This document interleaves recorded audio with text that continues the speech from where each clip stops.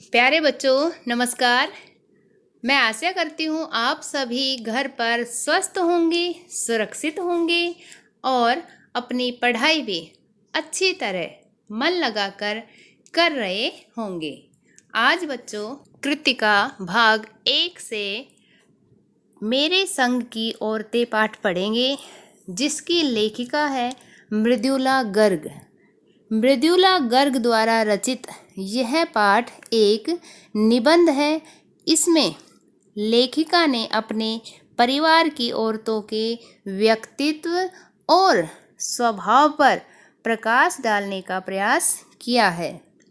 यह पाठ उन महिलाओं पर केंद्रित है जिन महिलाओं ने परंपरागत तरीके से जीवन यापन करते हुए भी लीक से हटकर जीवन जिया है।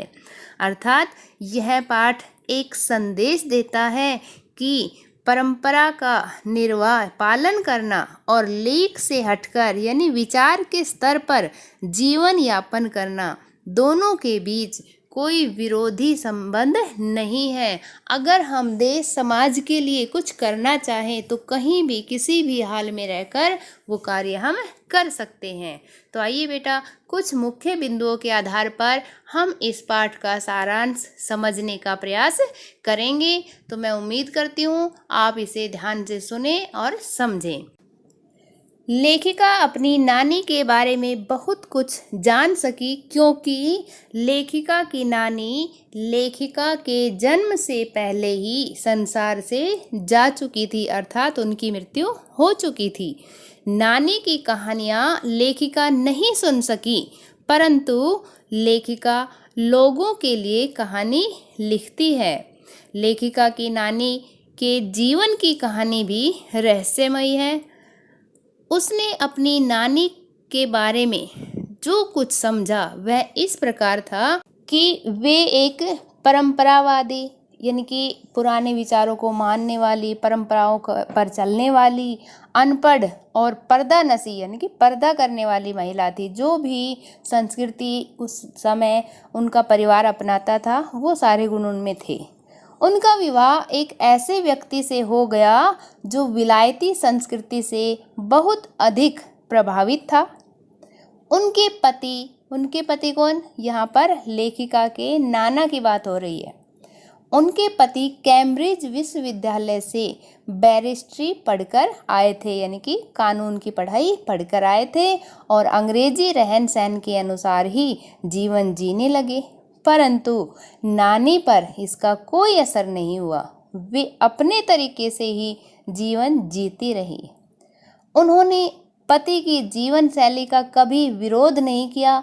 नानी ने मौत के करीब पाकर अपने पति से कहकर प्रसिद्ध क्रांतिकारी, उस समय एक प्रसिद्ध क्रांतिकारी थे प्यारेलाल शर्मा जी, उनको बुलवाया।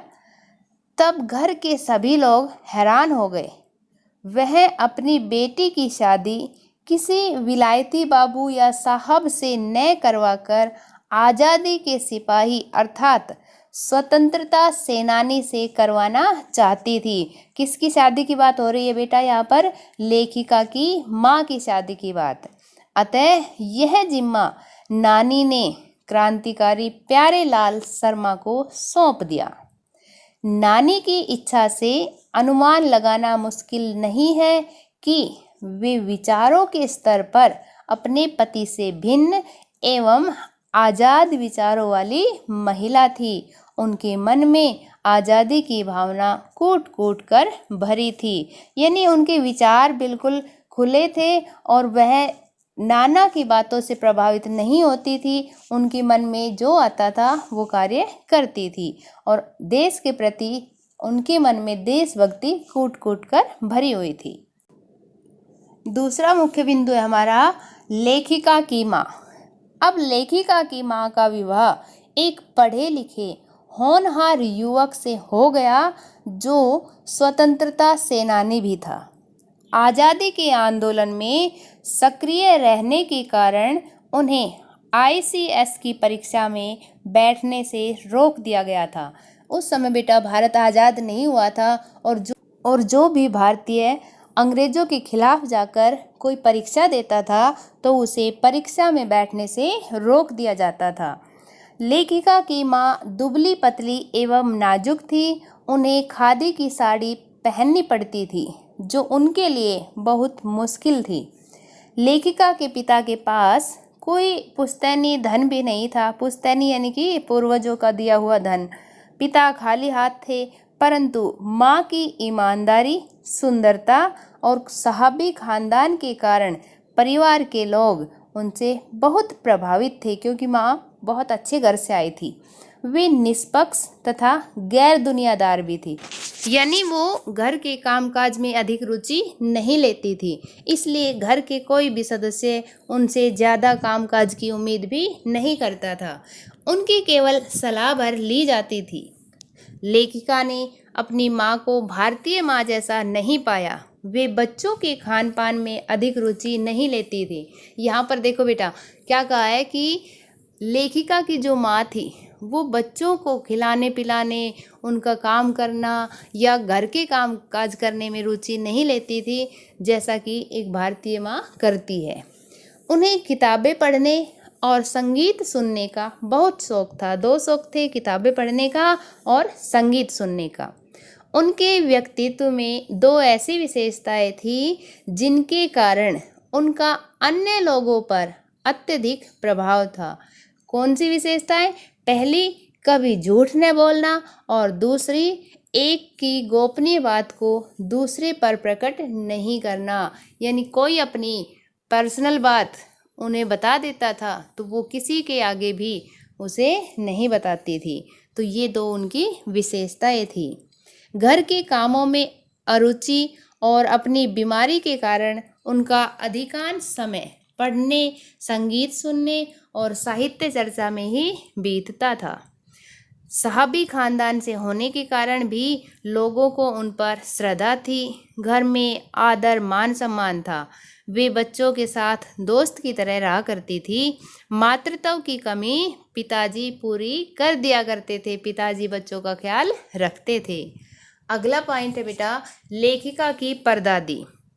लेखिका की परदादी को भी संसार में लीक से हटकर चलने का शौक था। उन्होंने लेखिका की माँ के लिए लड़की की मन्नत मांगी। बेटा देखो, उस समय सभी लोग चाहते थे कि हमारे घर लड़का पैदा हो, लेकिन जो लेखिका की परदादी है उन्होंने भगवान से मन्नत मांगी कि उनकी बहू की जो पहली संतान हो वो लड़की हो। भगवान ने उनकी ऐसी सुनी कि एक के बाद एक 5 लड़कियां हुई। परदादी के विषय में यह प्रसिद्ध था लोगों में कि भगवान उनकी बात जरूर सुनता है। उनकी मन्नत का कारण लोगों को समझ में नहीं आया और वह आज भी एक रहस्य बनकर रह गया है कि आखिर दादी ने लड़की होने की मन्नत क्यों मांगी। लेखिका की परदादी का प्रभाव इतना अधिक था कि एक चोर का हृदय परिवर्तन हो गया। एक बार की घटना है, जब घर के सभी लोग घर से बाहर एक बारात में गए हुए थे तो लेखिका की माँ जी शोर शराबे से बचने के लिए दूसरे कमरे में जाकर सो गई। आपने देखा होगा कि शादी होती है, बारात चली जाती है तो घर की जो औरतें हैं वो संगीत कार्यक्रम करती हैं। तो शोर हो रहा था और दादी को थोड़ा शोर पसंद नहीं था, इसलिए वो दूसरे कमरे में जाकर सो गई। तभी चोर सेंध लगाकर उसी कमरे में घुस गया जिसमें दादी सोई हुई थी। दादी ने पूछा, कौन? चोर बोला, जी मैं। माँ जी ने उससे पानी पिलाने के लिए कहा और अपना खाली लोटा उसे पकड़ा दिया।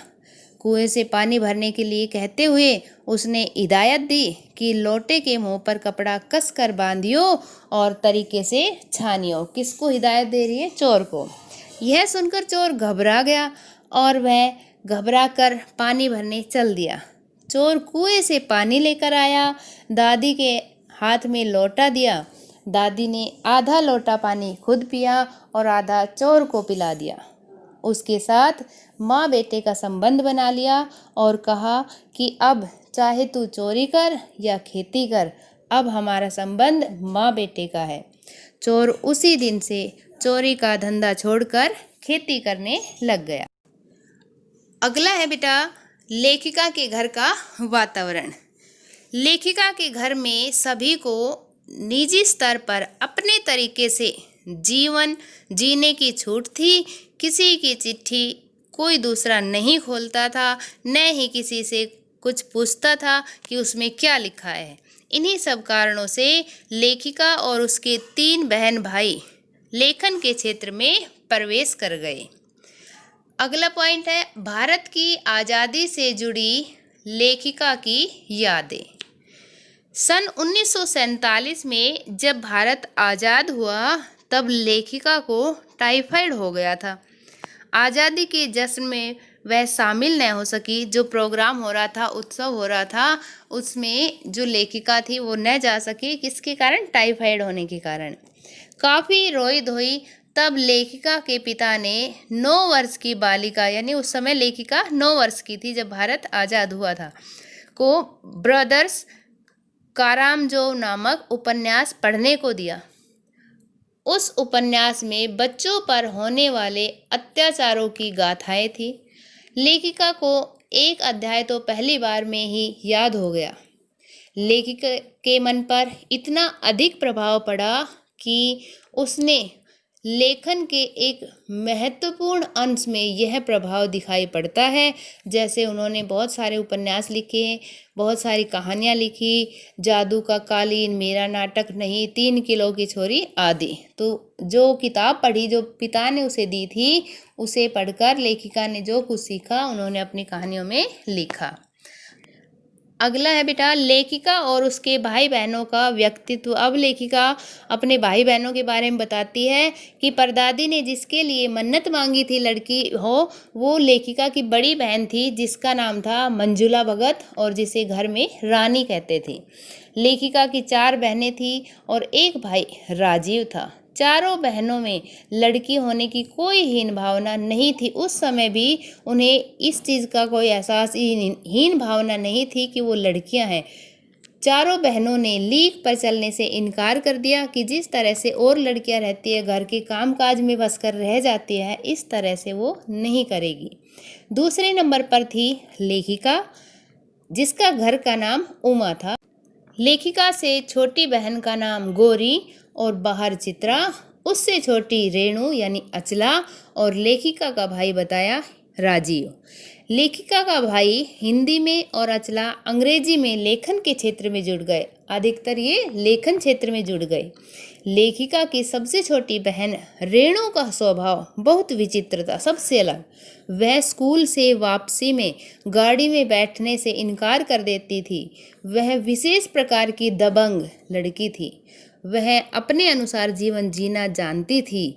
उसका सोचना था कि थोड़ा सा रास्ता गाड़ी में बैठकर तय करना सामंतशाही मानसिकता का प्रतीक है, कि उस समय जो अंग्रेज थे वो इस तरह की मानसिकता अपनाते थे।